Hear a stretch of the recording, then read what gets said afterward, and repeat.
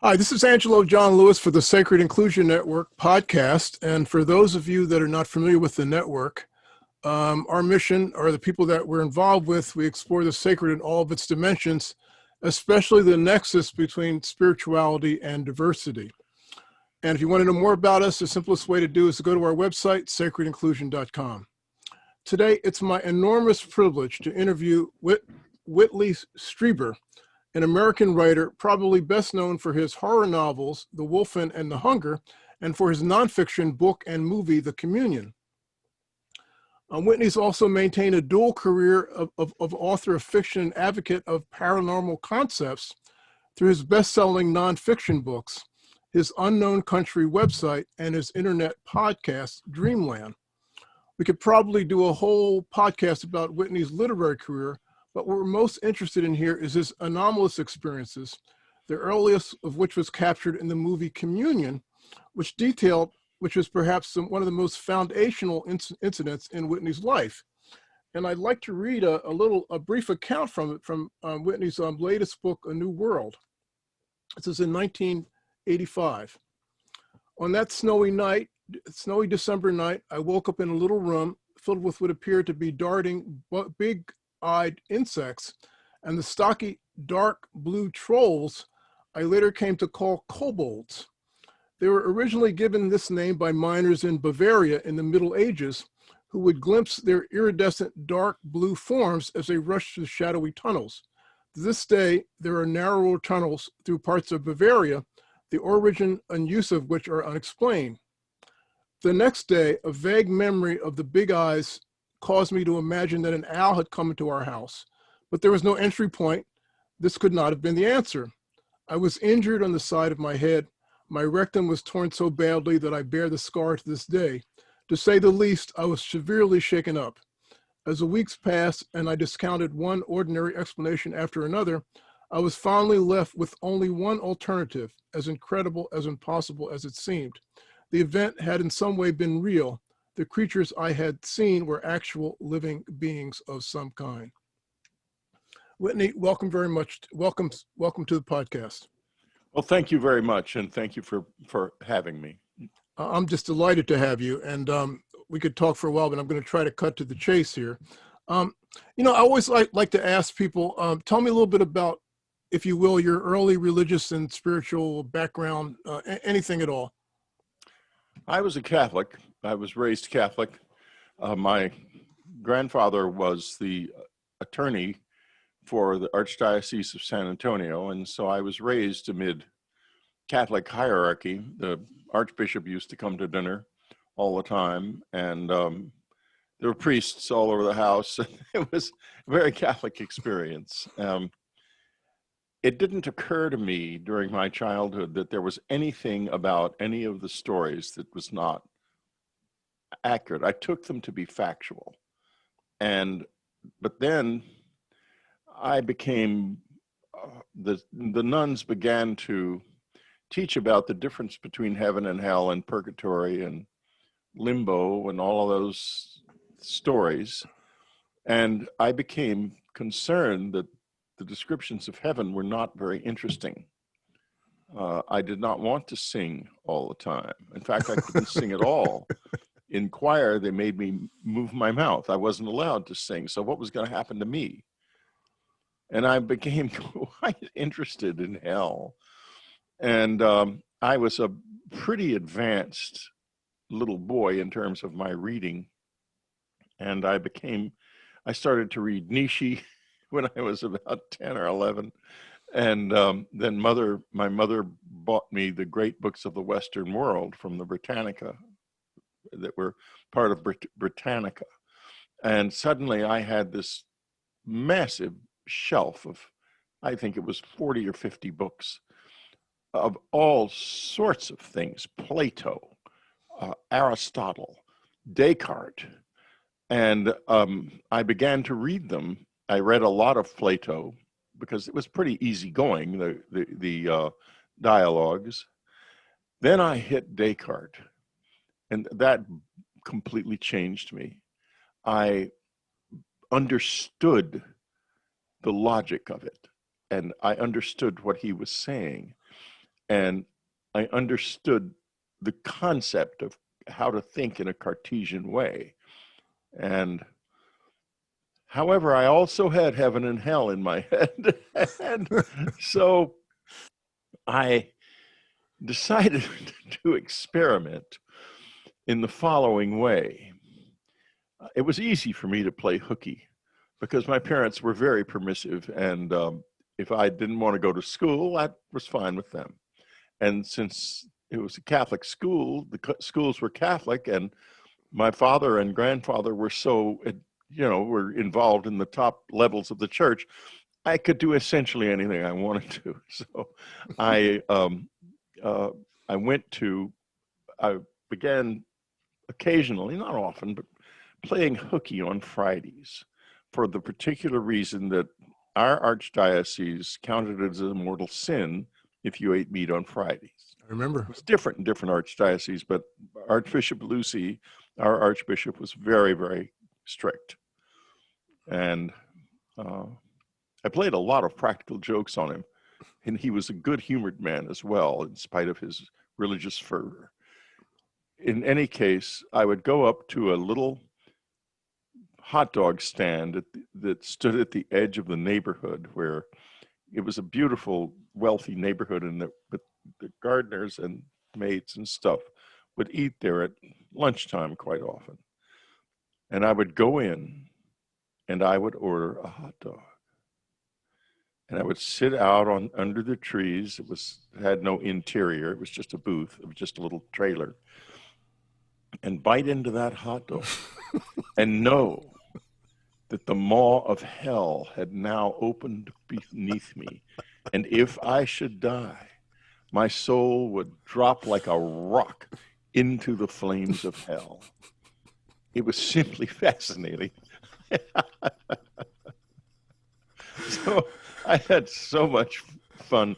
And I have to tell you, being a young Catholic boy and struggling with Catholicism was a tremendously valuable spiritual journey for me. You know, it's interesting. I went to Catholic school also, and I remember thinking that limbo doesn't sound that bad. You know, I remember reading a lot about limbo because I was fascinated by the heaven and hell thing. Didn't do too much for me, but limbo, that seems like a place you could just explore and do whatever you want, and nothing would ever change. You know, but I didn't keep up with the doctrine. Maybe it's a little bit more advanced than that. Well, you didn't keep up with the doctrine at all, because limbo has been closed. It's been closed. I think it was John Paul who closed limbo. The limbo also fascinated me because the nuns said that the children who were in limbo were cared for by nuns who had seen the face of God, but out of the goodness of their hearts tore themselves away from the joys of heaven in order to help these little children. Bodhisattvas. And if you fooled around in class, you got an eraser up the side of the head too. So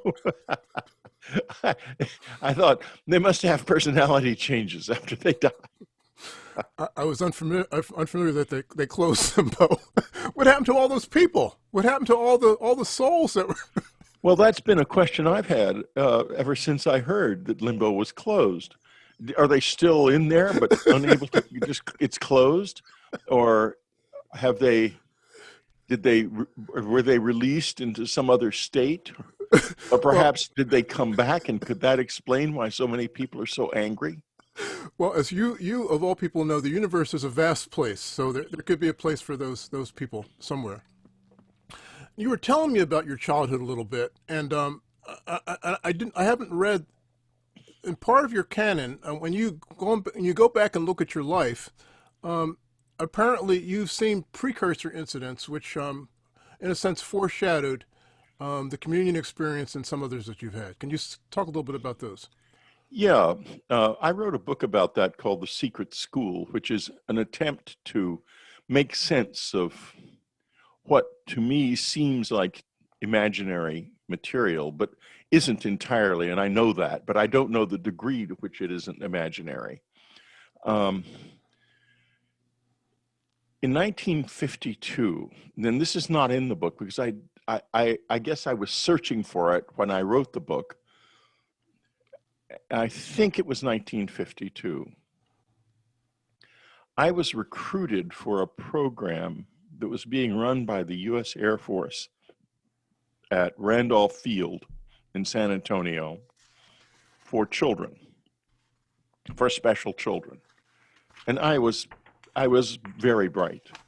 I was extremely bright. Now, excuse me, I don't have any direct memory of being recruited for this program. And I have only fragmentary memories of what happened. But I do know that it was extremely stressful for me, my sister, and a boy across the street who all went. The boy across the street was also extremely brilliant, and my sister was very smart. They were both destroyed, would be the best way to put it, by whatever, and I think this was a big part of what happened to them in their lives. They're both dead now. And I think that whatever happened there harmed them. Whatever happened there caused my immune system to break down. And in October of 1952, I was withdrawn from the program and from school and kept in isolation at home. Wow. And given shots of gamma globulin at the Brooke General Hospital, the military hospital in the area. And that was that happened, and I don't remember the program itself. However, probably my best friend in the world is also unusually bright, and he was 9, I was 7 when this happened, and he remembers perfectly well that the 2 Air Force people came to the house and recruited him. He was in the living room when they did it with his parents. But when the parents heard that it involved the use of a Skinner box for enhanced learning, they demurred. They did not want him in it. But the parents and the 2 Air Force officers, the couple, remained friends. And they would be at his house from time to time. So he remembers them perfectly well. Therefore, in spite of the fact that it traumatized me so badly that my memory is really very vague, it happened. And another thing that happened, I think, was a journey to Monterrey, Mexico, to a school in the hills above Monterrey, some point in my early childhood with my sister and father. And I have memories from that I don't wish to discuss because I don't know what they are. But it was also a very traumatic experience. Now, fast forward to 1986, and there emerged a story about something called the Finders, where children were found wandering around in a public park in Tallahassee, Florida. And the people in the neighborhood became concerned because they didn't know who these children were, and they were young and they were dirty, and they didn't seem to know what they were doing. No one could figure it out. So they called the police. The police rounded up the children and found that they were traveling in a van with 2 men who are now identified. If you look up the Finders on the internet or on my website, Unknown Country, you'll find all of this information. It was reported in the Washington Post and U.S. News and World Report and a lot of places. Eventually, the Central Intelligence Agency put a lid on the investigation of who these children were and why they were there. But the story sent a chill down my spine when I discovered it, because they were also saying that they were super bright children and they were going to a special school in Mexico. Wow. And so something is going on there. And the trauma of that, I think, kind of cracked the cosmic egg for me. And I began to have what were extremely secret experiences. I did not tell anybody about them. And I can't tell the level on which they were real, but they were, most of them, wonderful fun. And I tried to reconstruct them in the secret school as best I could. And I just have no idea the degree of that is fiction and that is not. Ah, Just let me conclude. There's please. one thing. I remembered sitting on some benches with other children behind the old sister's home that overlooks the Almas Basin in San Antonio. And I looked and looked for these benches and never found the place. And then one day, while I was out there with a video crew who were making a documentary that was never produced, never finished, I found the place. I found it exactly as it had been, only the benches were all in ruins. And I thought to myself, so there's something to these memories. But what? I just don't know. Well, the school metaphor is very interesting. I once had the privilege of, I was a ghostwriter for this guy who was a spiritual teacher. He had a very unusual upbringing. But one of the things that he remembered was that when he was a young, sickly boy, in the dream state, he'd be transported into a school. And he was the youngest person in that school, which was unusual enough, but he had met people in this life that were in that school with him. Anyway, I thought that was fascinating. Yeah. Yeah. Well, I think I did go to the old sister's home and did sit out there with elderly nuns at some time in my early life. But I don't think that I went there at night on my bicycle, because it just seems impossible that a little boy could do that. So that it's memory and imagination all mixed up together. Now we're going to fast forward quite a bit now, and this happened after the communion experience. And this fascinated me. I spent a little time with your most recent book, and also actually I listened to a podcast and you started talking about implants, and you said, well, if you don't know what implants are, go to my website, which I went to, and then I started reading the book, and I'm just totally fascinated by this whole thing. You describe in your book Confirmation, the experience of having an implant put in the upper part of your left ear, which you call a physical experience that had a powerful spiritual component. Excuse me. Can you first describe the incident, explain what the implant does, and I know that you've researched about the implant phenomena. Can you tell me what you've learned? Well, that's a huge question. I'll tell you as much as we can here. First, yes, I have researched the implant issue. What happened was this: years ago, back in the 90s, Dr. Roger Lear, a podiatrist in Los Angeles, became interested in this question. And he went to a UFO conference and thought to himself, well, if these things are real, let's take them out and study them. And he got some people who said they had implants and had x-rays done. And lo and behold, in quite a few of these people, most of them, in fact, they were there. The little objects were there. And the first ones he took out had some unusual properties, to say the least. The first one was they would attempt to move away and avoid being removed. They would come to life. The second one was they were encased in capsules of epidermis. That is to say, the layer of skin just below the surface, and buried in muscle tissue. Now, there are two things about that. First, the body does not do that. It does not. When a foreign object enters the body and the body can't get rid of it, the body will encapsulate it with minerals, usually calcium, mostly calcium, not skin. The body does not have the genetic encoding to create skin in muscle tissue. If it did, we wouldn't work, obviously. We'd be a mess.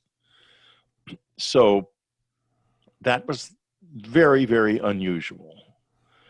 Now, he found on many of these people and there were surgeons working with him because he was obviously a podiatrist, so he was limited to the foot.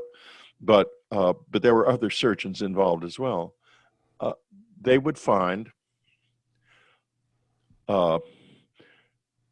the scoop mark scars where this part of the epidermis had been removed from the person under the skin, and then a little indentation would be there, meaning that the material that had encapsulated the implant was removed from another part of the body, usually these were usually in the calf muscle and the other calf muscle, as was where the other calf was where it had been taken from.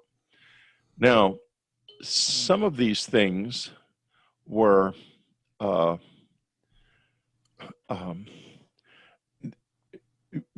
active in different ways. Some of them were magnetic, and one of them was emitting an FM signal, a signal in the FM band.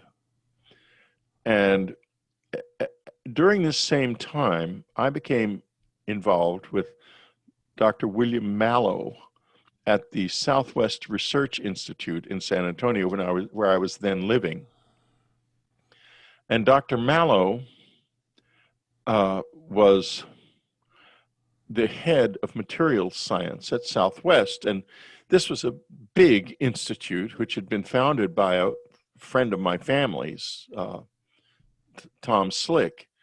And so since I knew the family and knew his niece very well, we'd known each other all of our lives, it was not hard for me to get Dr. Mallow's attention. And he became totally fascinated, of course, because he was a materials scientist, and suddenly this very weird stuff was dropping into his lap, and so he started studying it.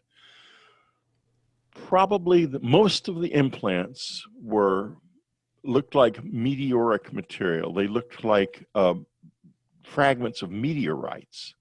Now, how meteoric fragments would get into people's bodies, God only knows, because that's not something that happens in nature. So the result of this was that we began studying them under a scanning electron microscope, and we found that they had primarily nickel iron content. They were primarily meteoric. One of them emitted an FM signal while it was in situ in the body of the host. And this one was particularly interesting. We got it at Southwest, and we did the scanning electron microscope on it, and it was the same as the others, a little fragment of meteoric iron. But why had it emitted an FM signal, which we had recorded, and we know the frequency and everything? So there's no question about the signal. It was there. Not after it was out of his body, because it was being powered by a piezoelectric effect, apparently. So we took it to an X-ray diffraction machine on the theory that there must be some kind of crystalline formation in there that we weren't picking up on the SEM that would explain why it could emit a radio signal, because that would require a crystal. And we put it into the X-ray diffraction machine, and this machine makes pass after pass after pass of an object, and to determine gradually will determine something of its subsurface appearance, but it's a slow process. And with a piece of nickel iron, you're not going to get much, but we were trying anyway on the theory that maybe we would get something. So the first pass was normal. The second pass, nothing happened. The machine had not seen anything, and yet the object was still in it. So we took it out and took it back to the other lab and did another SEM run on it, and it was still exactly the same composition. Nothing had changed. We took it back to the X-ray diffraction machine. It never diffracted again. It had become X-ray invisible. And we left it in there cycling for 36 hours and got not one single additional return. It was iron. Iron is not X-ray invisible, but this was. It became X-ray invisible as soon as it was touched by X-rays. And we realized that we were looking at technology so far in advance of our own that we basically had no idea what it was. And among other things, the FM signal was very low power. We couldn't pick it up. You couldn't have picked it up across the room. Dr. Lear and his team checked all of them for radio emissions because we were thinking that they might be some kind of identifying device. So this is, and Dr. Lear had other studies of the implants done as well. So this this is this story of the implants that aren't in me. There's one in me. Yeah, you didn't tell us about that. So not yet. Yeah, you want me you're getting to that. Yeah, well, yeah. Briefly. Okay, well, let's go on to my implant. Yeah. All right. In May of 1989, and one of my books, I think it says 94, but that is it's a typographical error. In any case, in May of 1989, I was in bed at about 11 o'clock in our little country house in upstate New York. My wife was asleep and I was reading. And I heard, it was a May evening, the windows were open because it was a very pleasant night. And the windows looked down on one side on the backyard and the swimming pool, and on the other side on the gravel driveway. And I was reading, and suddenly I heard crunching in the gravel of the driveway.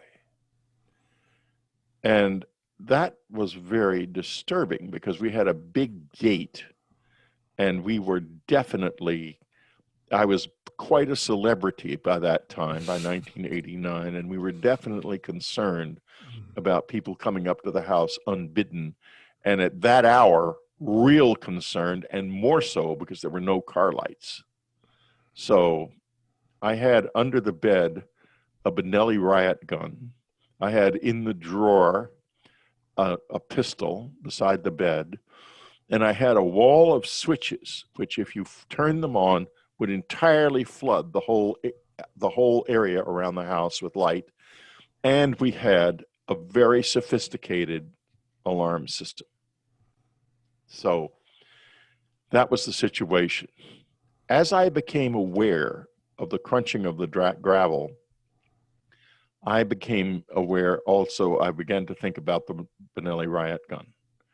And at the same moment, I heard a voice in the backyard say in English very clearly, "Condition red." I looked up as I was reaching for the gun. Oh no, I'm sorry, I got the sequence a little wrong. I decided that I would turn on the floodlights. And I was reaching for the floodlights when I saw that there were two people standing in my bedroom at the foot of the bed, a man and a woman. I turned to reach for the gun instead. And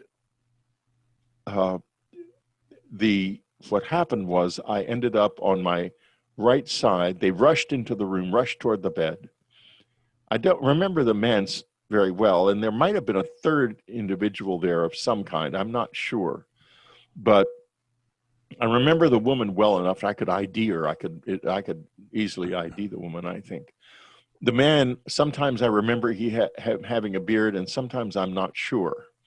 In any case, I ended up lying on my right side, facing my wife, who was sound asleep, unable to see, and having someone pressing down on the left side of my head in waves, quite hard, pushing it into the pillow. And the woman was speaking very gently to me. And the next thing I knew, they were gone. There was a flash of light, a big bang, and a lot of crashing in the woods.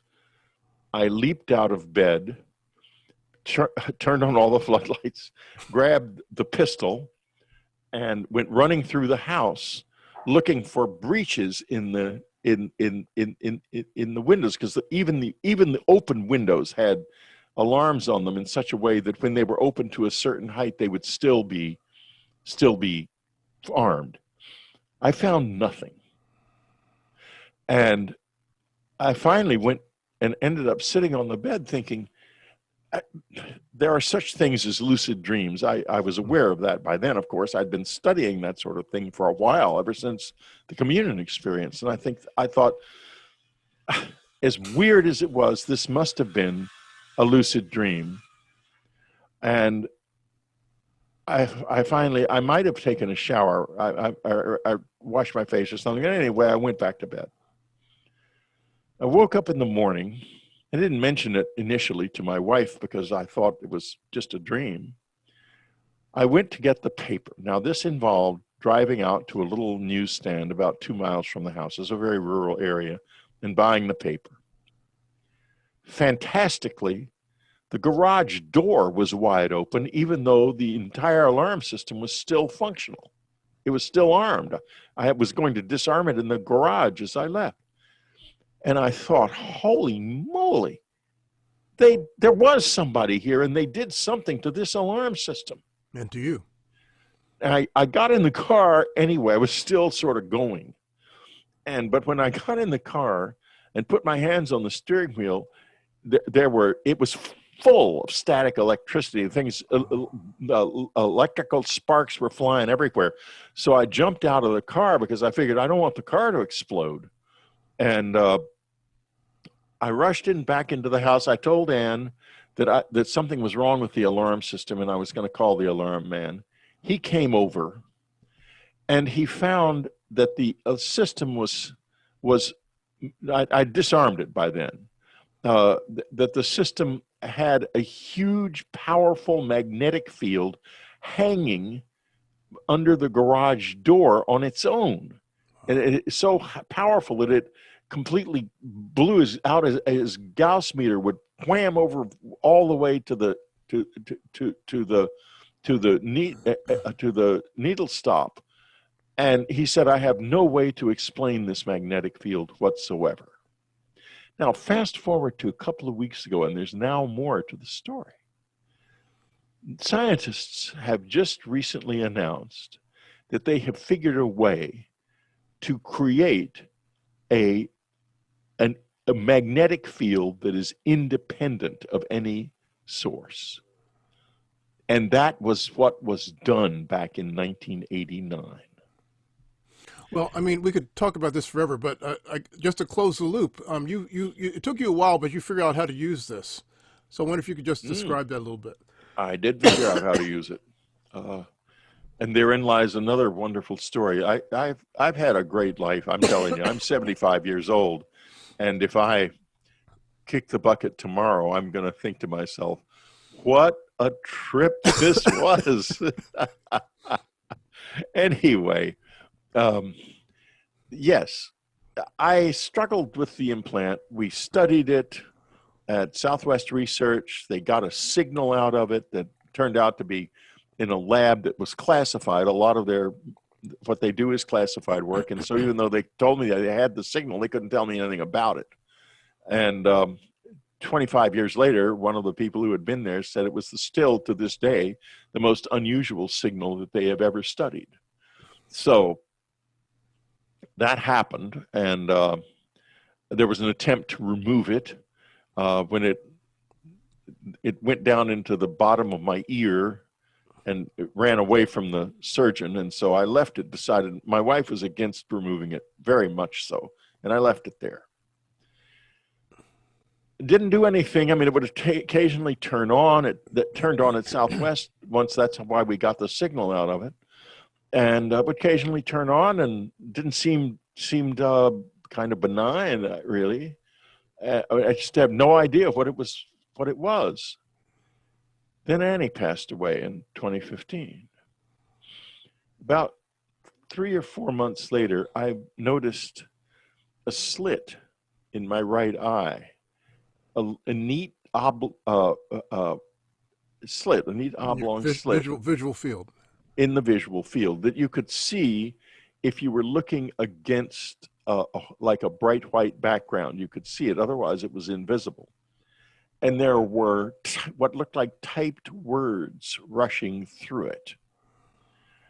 And I gradually learned that this was what this was doing.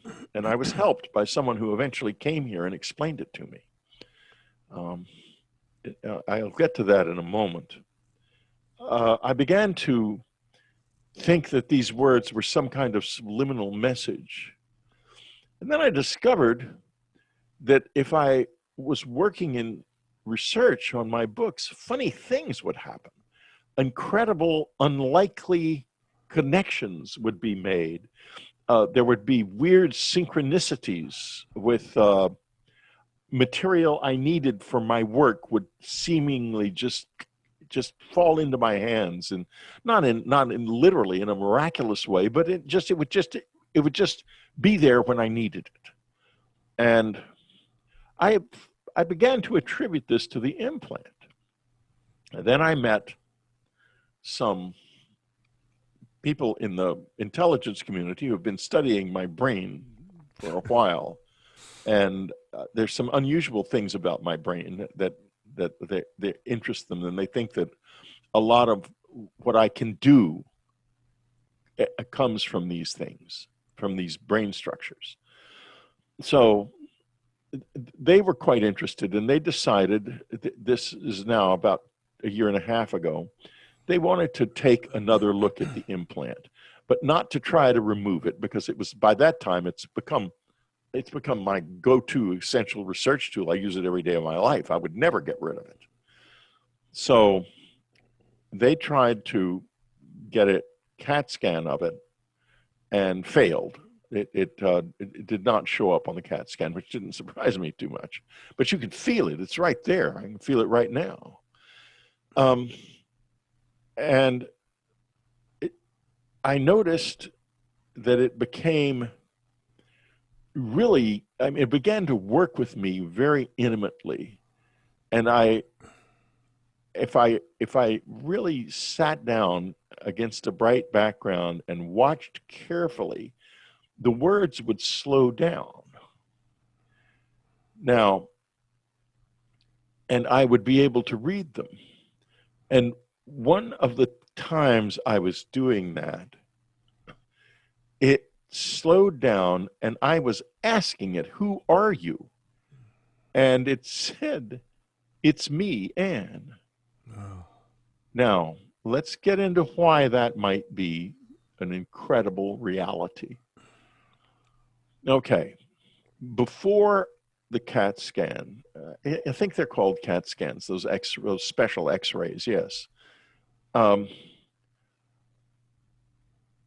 I was visited at 4 o'clock in the morning by two men, one of whom I knew. I've known him he's been coming for a long time. I first met him when he was about 13, and he's in his 30s now. So he's not from a normal level of reality. I know that very well. And the other man who accompanied him was, I think, a sort of like a soldier or someone who would have reacted if I had become violent. And there was a knock at the door. Now I was awakened by it, and you're not going to open the door to anybody at 4 o'clock in the morning. No. But instead, I rushed out and opened the door.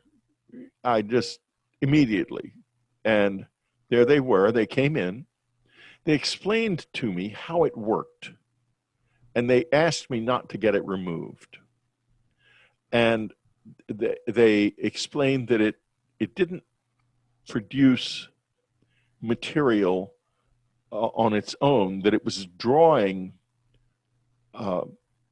words from my unconscious mind. And it was like a sort of a super thesaurus. In other words, it would draw massive amounts of material out of me and it was functioning as a kind of a muse, if you will, drawing on what was going through my unconscious and bringing it into just at the edge of consciousness so that I could form it into bigger ideas. It was, in other words, a brilliant machine. And then the man said that it was created by a man named Konstantin Raudive. And they left, and I immediately went in and Googled this name because I didn't recognize it.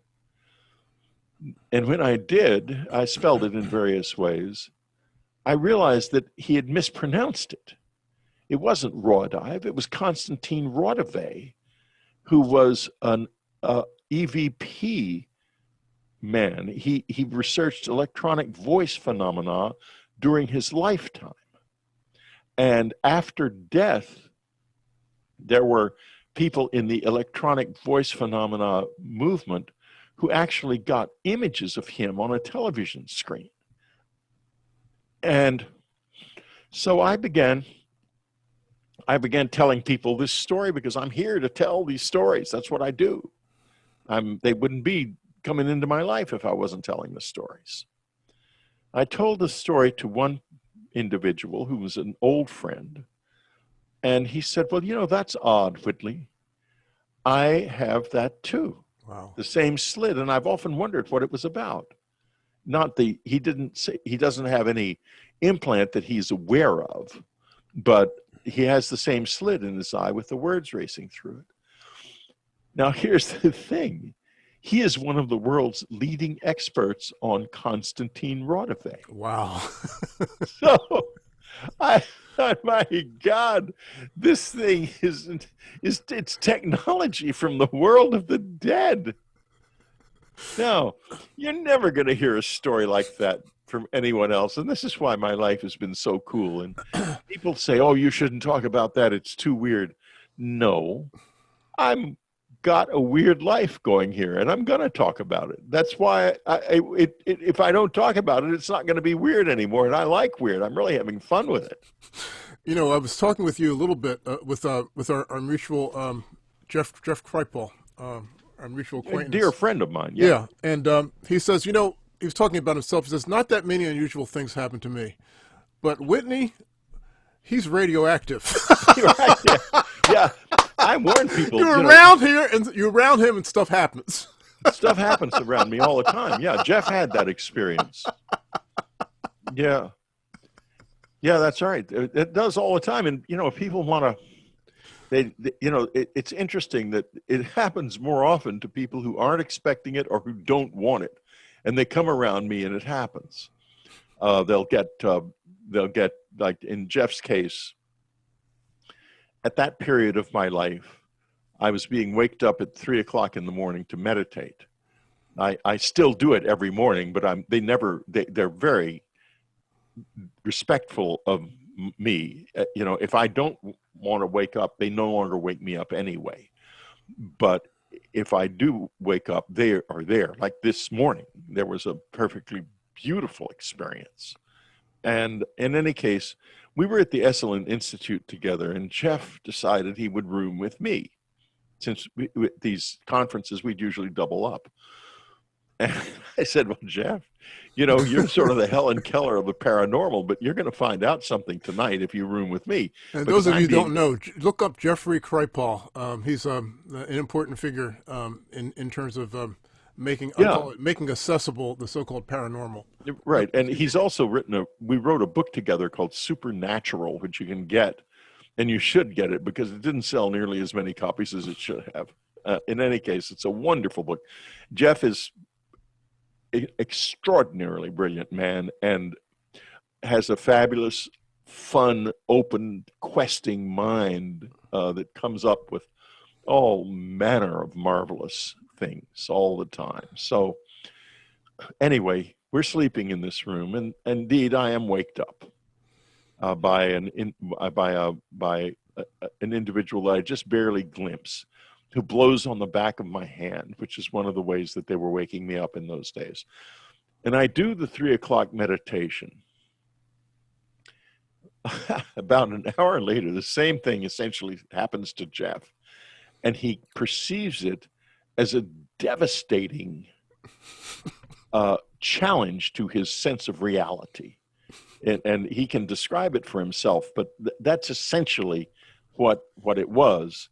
And that is what you have to get used to if you're gonna work with this level of consciousness, because it is outside of time looking in. We are inside time, and we don't look out. We are here to absorb experience in life. And if you were to be taken outside of time, it would be just like a fish being pulled out of the stream. You would be helpless and in the entirely wrong environment, and you would not be able to thrive. And we know this. What would happen to us would be, if we saw the time stream, our sense of wonder and surprise that is essential to the human experience would be gone. And therefore, we are here building strong souls. And you do that by going through these experiences and processing them through the medium of a strong moral conscience and an open mind. And if we can't do that, our souls don't grow. And so it's devastating, but you can get used to it. I'm used to it. They show up all the time. And I have a lot of fun with them. I have to say that, like this morning, the reason the 3 a.m. meditation, they started me on this after Annie passed away. They couldn't do it while she was ill. And they tried back in the 90s, but it didn't take. But anyway, it's in one type of yoga, it's called Brahma Muhurta time. It's the time of where you can learn and have insight. It's a time of insight, that those hours before dawn. And you can get into very intimate contact with other levels of reality. And, you know, I want teachers, and I've got some of the best teachers you could ever possibly imagine, like who came last night is this incredible, gentle, good being who finds me terribly funny, which is always important because I am funny. I'm not trying to be funny. That my brother says, you're not trying to be funny. That's what makes you funny. And so, you know, this is my life now. And I've just finished a new book called Jesus, a New Vision. It's up for pre-sale on Amazon, and it will be published in Kindle and hopefully paperback and hardcover too on January the 15th. And there'll be an audio book. And last night there, this morning early, was a sort of celebratory moment, because the book is, it's, I hope, if you can read the whole thing, and it is a big, complex tome, it will change your vision entirely of who Jesus was, why he was important, and also will open your mind to hidden powers within all of us that he understood and used, and we can too. So you have a lot of experience with these. You call them visitors. You used to be reticent. You didn't want to call them extraterrestrial people, but we won't get into that. But let me just ask this question. It's just kind of simple, open-ended question. What do these beings want us to know? What do they want from us? Why are they in touch with us? Why are they in touch with you? I guess maybe those are different questions. I suspect they came to me because in my youth I was a practical joker. I've thought that if I hadn't played practical jokes on the poor Archbishop so often when I was a boy, that perhaps they would never have showed up. In any case, I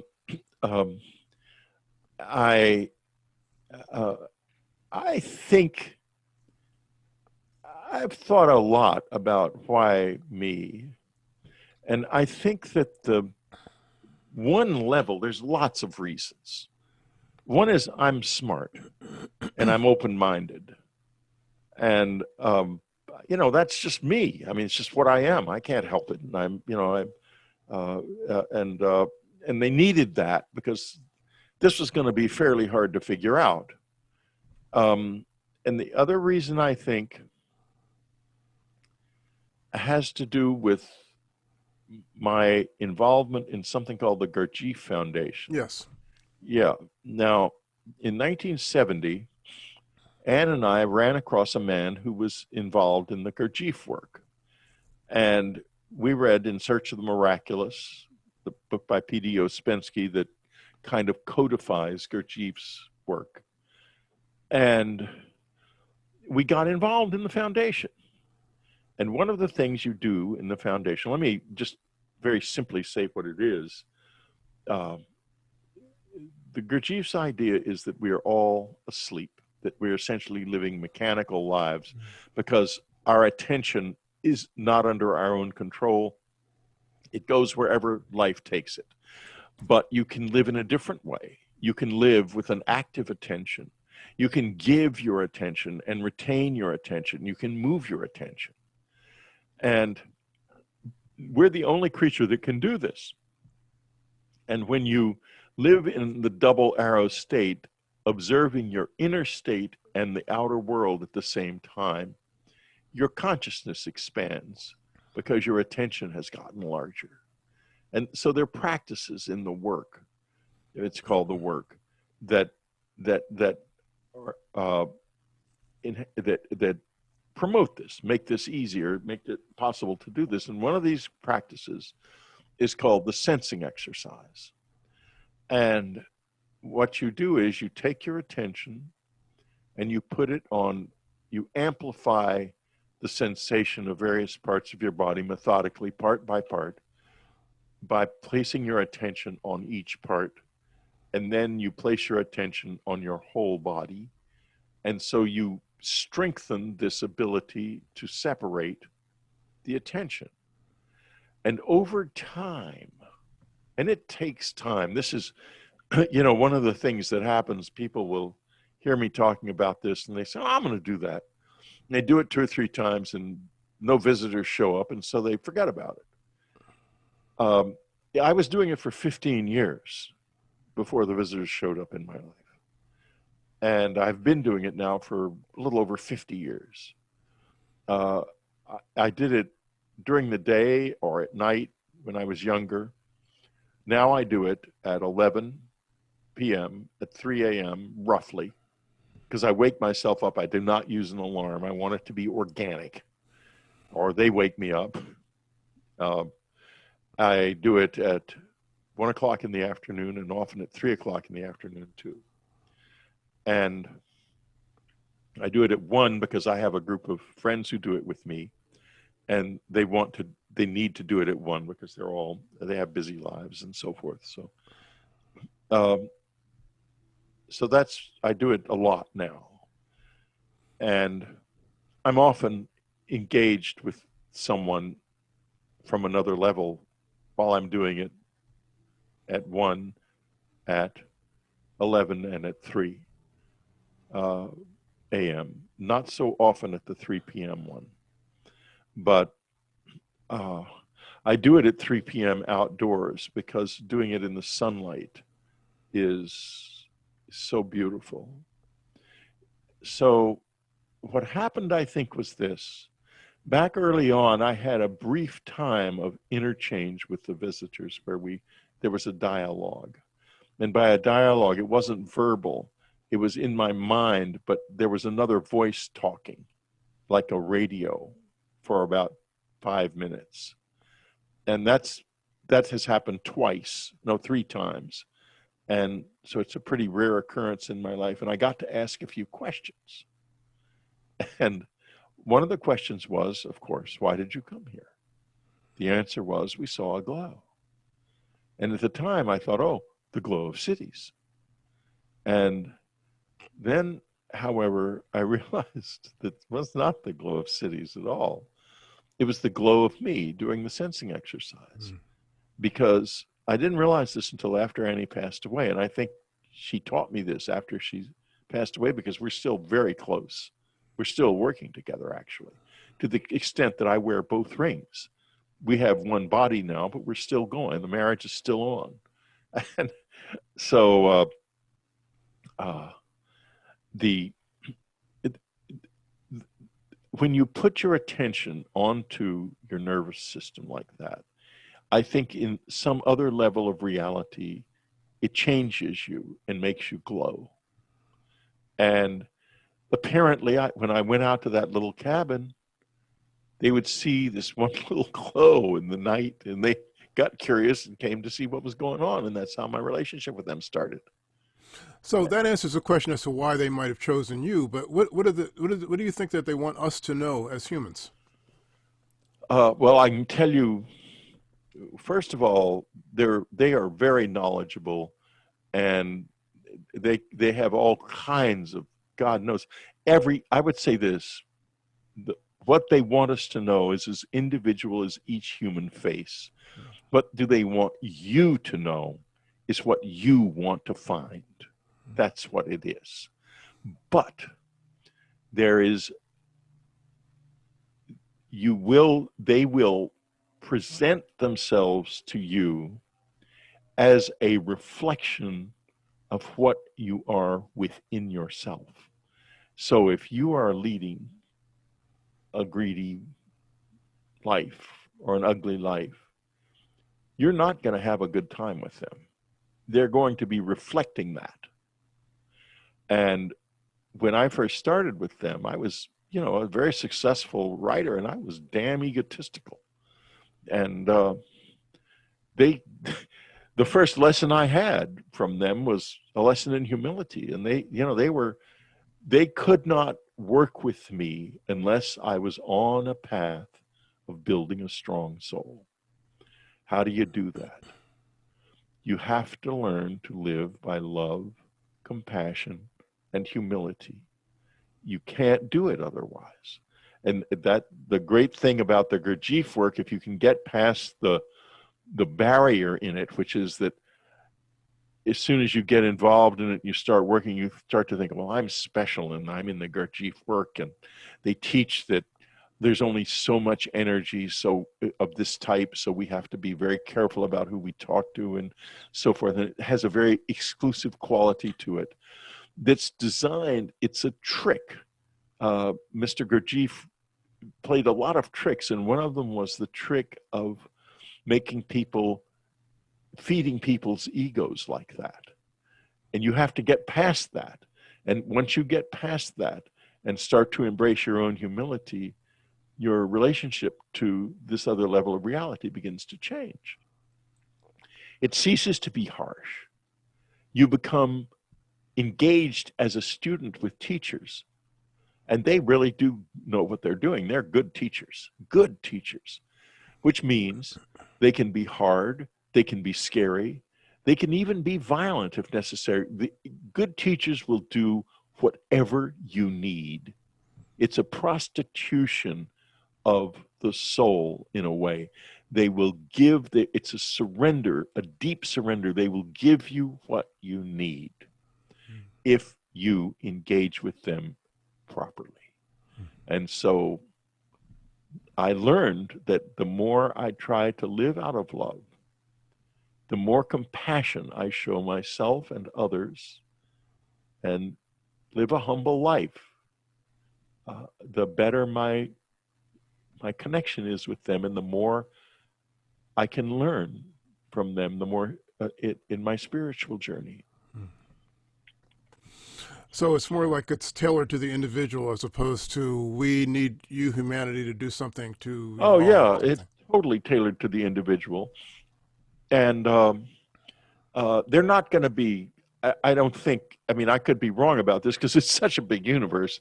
As one of the scientists who works on this on the other side of the barrier of classification said, we shouldn't think about it as if something might happen or they might want something, we should think about it as everything will happen, because simply because the universe is so large that everything we can conceive of in our relationship with them can happen. Because, I mean, goodness, we just last few days, a signal from Proxima Centauri has been picked up that appears to be not, it appears it's possibly an alien radio beam from something near Proxima Centauri. And that may or may not have anything to do with these visitors that I live with. Probably doesn't. Probably somebody more like us.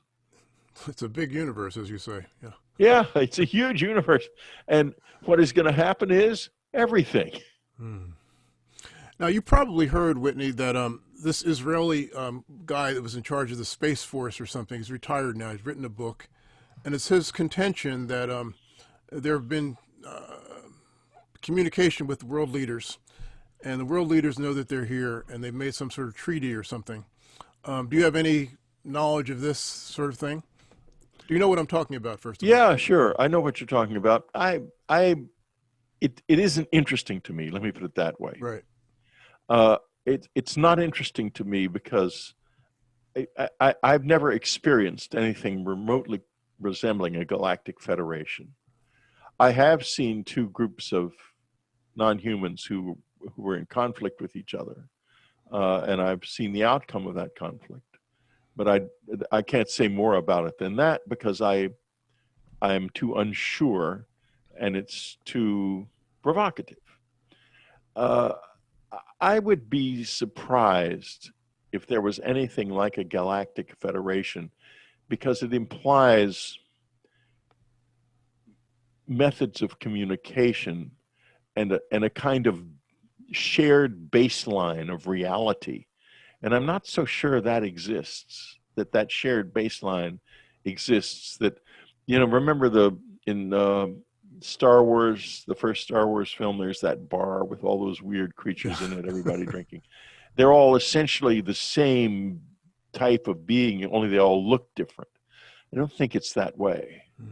I think that reality forms around intelligence, and it is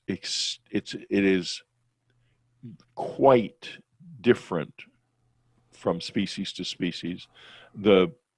I discuss in my new book, In a New World, the possibility that the visitors that I know see the structure, the mathematical structure of reality before they see the outer structure. In other words, they don't see an apple. They see the structure, the formula that makes up an apple first. We are the opposite. We see the apple and we don't see that formula, that mathematical structure.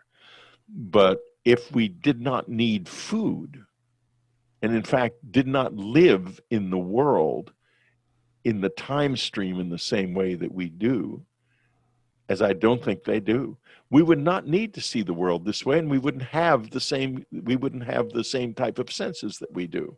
And I don't think they do have these senses. So I think that what we're going to find is not a galactic federation, but a Tower of Babel on steroids. That's what I think we're going to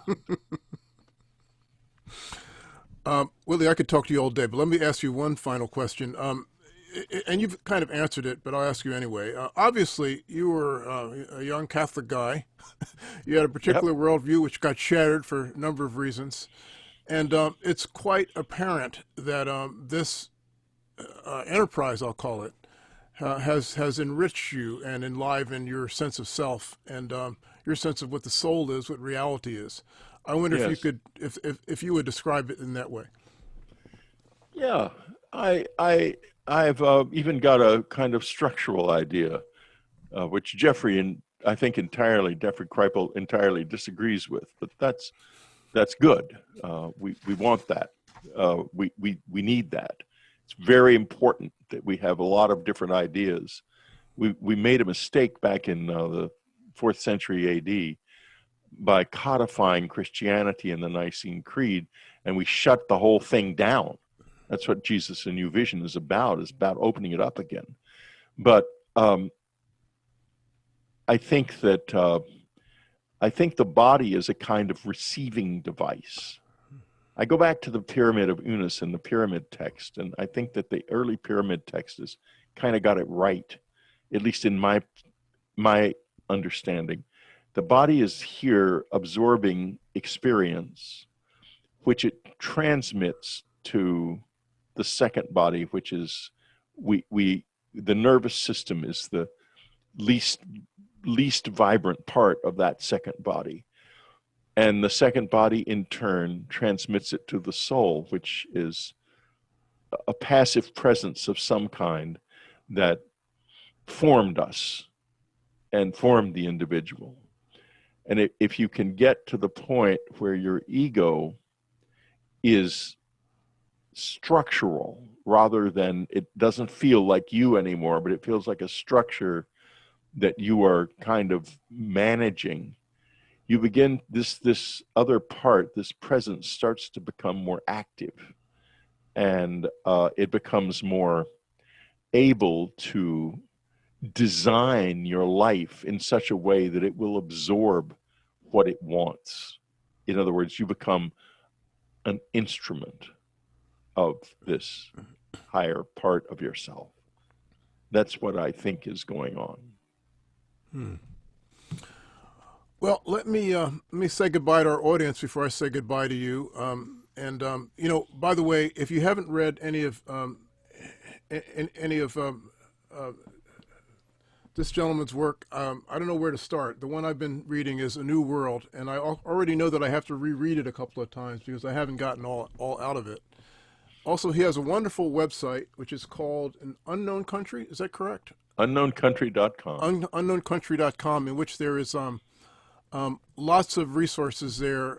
It's not just he's got a whole collaboration of people that Yeah, do there's various lots of things. podcasts on it, and there's a news section run by Matthew Frizzell and Amy Safrankova, and there's all kinds of stuff on it. It's a lot of fun, and plus, my show Dreamland is archived there back to 2004. And it's full of all manner of things, I can assure you. And in which case, if you get podcasts, you could just put Dreamland in the search engine, and it'll show up. Yeah. But in any event, those of you that want to know more about the Sacred Inclusion Network, you could simply go to our website, sacredinclusion.com. We have free monthly events, which you can go and look at the site under events. And if you want to support the podcast, you can do it on Patreon. Just look for sacredinclusion.com. I'm so delighted to finally meet you, Whitley. I'm delighted that you talked to me, and gosh, I'm almost overwhelmed. Well, thank you very much for having me. Oh, it's been a great pleasure. Thank you so much, and I'll let you know when I put it up. Thank you.